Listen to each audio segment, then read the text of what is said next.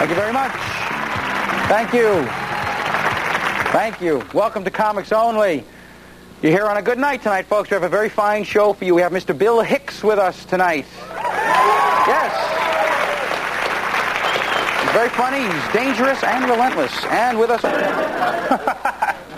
Folks, my first guest this evening you've seen on The Letterman Show. He's on HBO on his own specials. He's got 2 comedy albums entitled Dangerous and Relentless, and he is definitely both of those. Say hello to Bill Hicks, folks. Bill.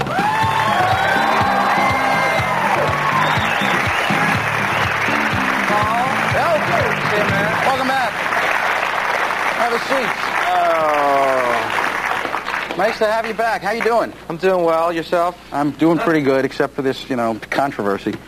The Clarence Thomas? Yeah, right. I'm involved with that, yeah. I tell you what. I put the pubic hair in the Coke, by the way. I wrote The Exorcist. Was that in the intro? I learned something real important watching that Clarence Thomas hearing. I don't stand a chance.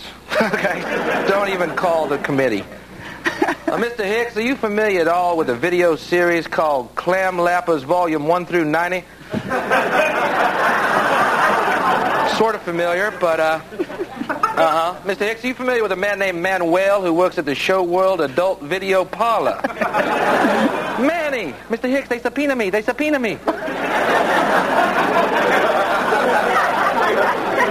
Wouldn't take long. But, what was really a bummer is that porno took a real beating, and... Bad choice of words. Yeah, well... I got something to tell you, and I hope I'm not out of line, but, I love pornography. Sorry. I love it. Every position, everything. I love everything about it. I think it's great, and I have lots of it, and I just love it, and, well, thank you, Mr. Hicks, for your testimony. We cannot use you on the Supreme Court, but if you want to be a senator, welcome aboard, boy. Big party at Teddy's. Hey, Bill, any other forms of entertainment you enjoy as much as porno? Would you like a laugh? Well, no, I'm just fiddling. All right. I love movies, not just porno movies. I love all movies, and that's why I'm real excited. I had an incredible idea how to revolutionize motion pictures. I'm watching Terminator 2, phenomenal stunts, right? I'm thinking to myself, there's no way they can top these stunts in a movie again. You know what I mean? You can't top this unless they start using terminally ill people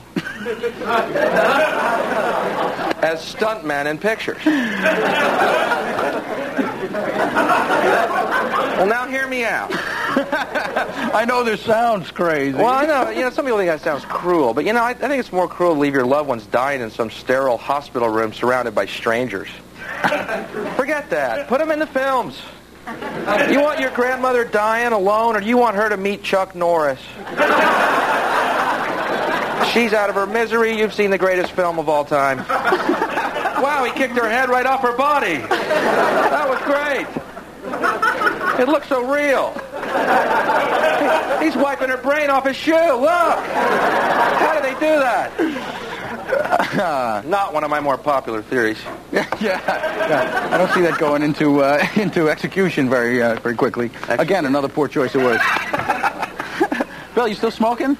Yeah. You haven't given it up, huh? I'm trying to quit. You're like a radical smoker. I know. I tried to quit, which is not in character, but I did. No, it's not. How recently was that? It was like a year ago, and I'm still traumatized over it. And no, I did acupuncture, which helps reduce smoking, and it really worked. It's an ancient Chinese technique where they take needles and poke little holes in the filters of all your cigarettes. Maybe you didn't go to a real good guy. We live in such a weird culture, man. Remember that when Yul Brynner died and came out with that commercial after he was dead? Yeah, now that was an effective one. I'm Yul Brynner and I'm dead now. Oh, what the hell's this guy selling? I'm all ears. I'm Yul Brynner and I'm dead now because I smoke cigarettes. Pretty scary. But they could have done that with anyone. They could have done it with that Jim Fixx guy, too. Remember that guy, a health nut who died while jogging? Let's see his commercial. I'm Jim Fixx and I'm dead now.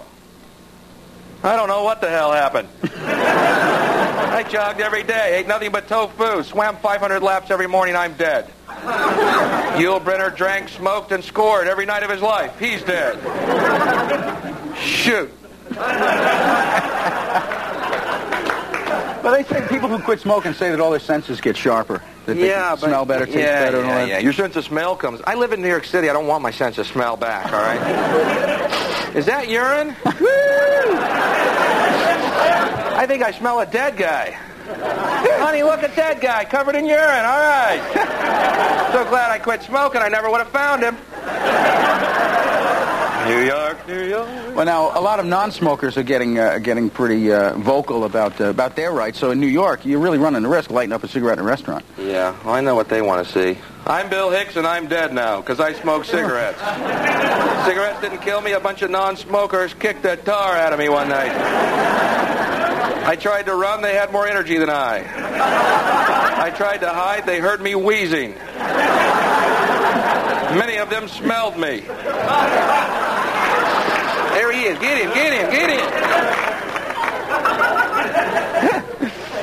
Is it? Do you find confrontations with non-smokers? Well, I'll tell you, I'm going to read an article to you. This is an absolutely true article about that mass murder in Luby's down in Texas. Mr. Joy. This is a friend of yours, wasn't he? Yeah. Henner crashed through the window and started shooting everyone, but mostly he shot people in the no-smoking section. They got it the worst.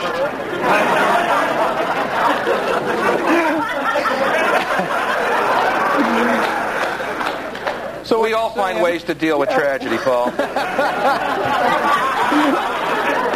So what you're saying, smoking saved your life? Well, you know, he got in there, he looks over at smoking, his eyes squint up, he can't see.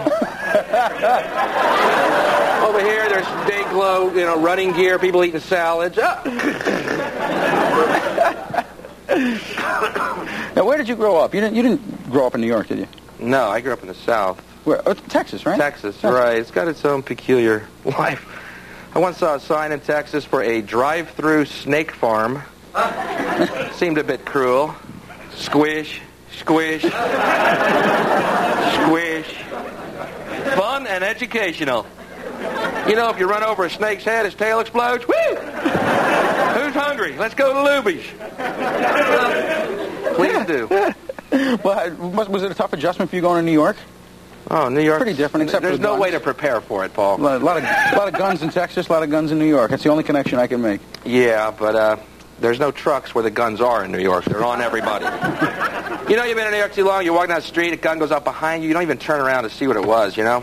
And then you get home that night and discover you were shot. I think I'm getting jaded. Terminally ill stuntman. That's cracking me up. It's killing me. It's killing me. Well, you know, most of the gunplay in New York it has to do with the drug problem. Which, no, last time you were on, you talked about the war on drugs, and there's a big difference now. It's out of the news. Well, you know, if you've been in New York City, you know that the war on drugs has definitely taken a ceasefire. Okay. You walk through the streets, people sell drugs out loud on the streets of New York. It's unbelievable. Heroin, heroin, heroin. Coke, coke, coke. Smoke, smoke, smoke. It's unbelievable. I'm walking down the street one day, a guy's walking ahead of me, passes one of those guys, guy looks at him and goes, heroin, heroin, heroin, heroin. I walk by him, he looks at me, he goes, glue. I can afford heroin, buddy. I'm doing laundry right now. As soon as my jacket's out of the cleaners, I'm coming back and buying some from you. Bill Hicks, folks. Don't go away. There's more on Comics Only. Go.